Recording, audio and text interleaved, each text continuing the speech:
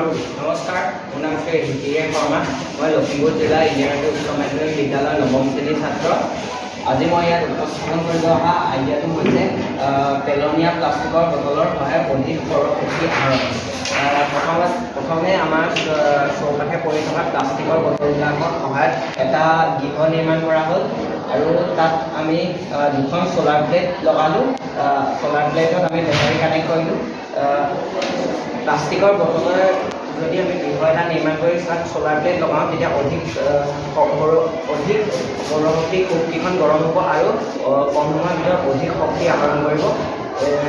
এই শক্তি এনেকুৱা ঠাইত আমি এই প্ৰকল্পটো কৰিব পাৰোঁ যি ঠাইত বিদ্যুৎ ব্যৱস্থা আজিলৈকৈ সক্ষম হোৱা নাই। এনে ঠাইত এনে প্ৰকল্পৰ সহায়ত বিদ্যুৎ ব্যৱস্থা